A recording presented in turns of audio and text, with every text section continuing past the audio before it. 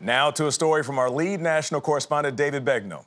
David visited Jeffrey Olson, who is known in Vista, California as the Toy Man. For more than 3 decades, Olson has donated toys, food, and clothes to those who need them most. David Begnaud, good morning. Good to see you. I am ready. Take it away. All right, my dude, good to see you too. Listen, y'all know I love finding the heroes in everyday people, and Jeffrey Olson is one of them. He is a humble man who has been through a lot in his own life, and that is what has driven him to help others in need. That's what the kids sent to me. Those pictures that Jeffrey Olson cherishes are of children he hardly knew and may never see again. This is Matthew Garcia. Matthew was a child Jeffrey met in a hospital. He had that worst case of muscular dystrophy, so I got him. He was wishing for a Tickle Me Elmo. The toy for Matthew, and those he gave to many, many, many others, has earned Jeffrey a very special name. Vista's Toy Man has done it again. They know me by my nickname, the Toy Man.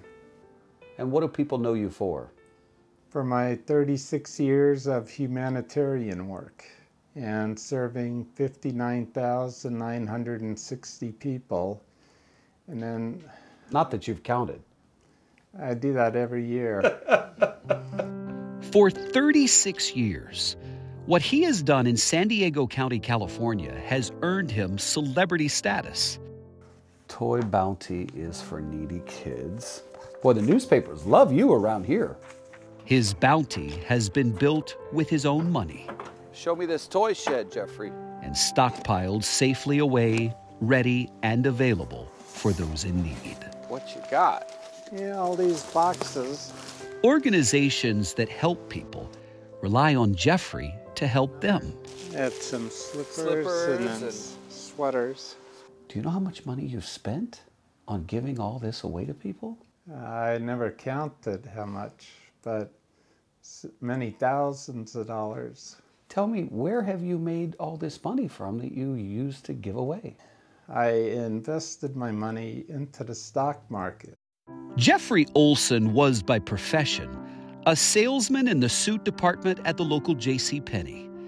His passion for giving might be genetic, he thinks. My grandma, when it was the Great Depression, she used to feed hundreds of people when they were kicked out of the apartments. And then my father, he helped out a lot of people too. His father was a decorated Korean War veteran, honored again just this month.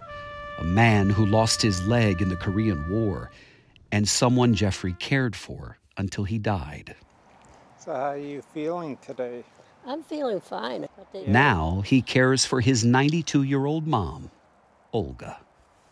It's really remarkable, Jeffrey. You've never had kids of your own, right? No. Never been married?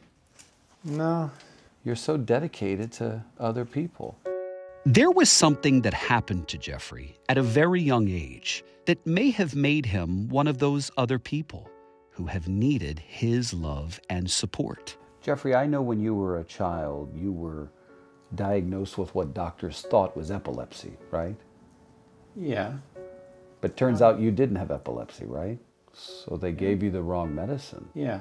And then they were telling me that I was mentally retarded. Did the medication that you were given incorrectly cause a developmental delay? Yeah, somewhat. In some way? Yeah.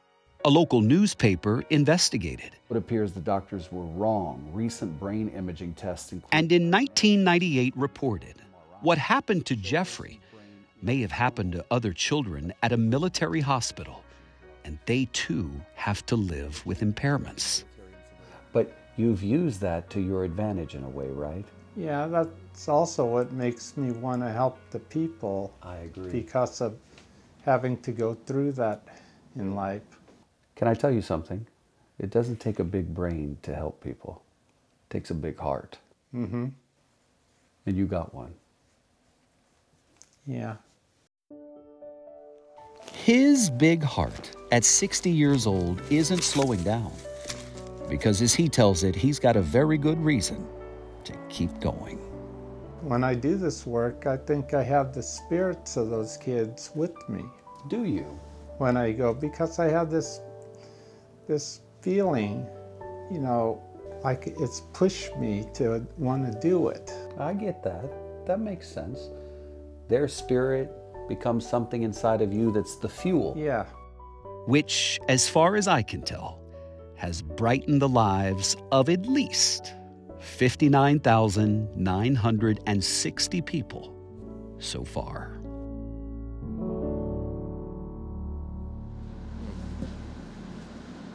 Oh, David. Boy, David, I like the so far part, because it's clearly more to come. Don't you just love him? Yes. 30 years of giving. Yeah, David, it seems like your stories have two things in common, and they're two very important things that we should all keep in mind. It's loving our neighbor and a stranger as you love yourself or your own family, right? We have to love one another. And second, the other thing is you've got to leave the world a better place than you found it. You got to repair the fabric of your community and of the universe itself. And I think you hit that note every time. Yes. Yeah. And Thank Tony, you, what I've David. found in humanitarians is that some of the greatest humanitarians are people who've been through pain in their own lives, and we've all been through pain because it's what makes us relatable. And I love people like Jeffrey. And by the way, if you've got a story about someone extraordinary like Jeffrey, send it to me. DearDavid at cbsnews.com. Last time we gave that out, we got hundreds and hundreds of emails, and we'd love to hear more.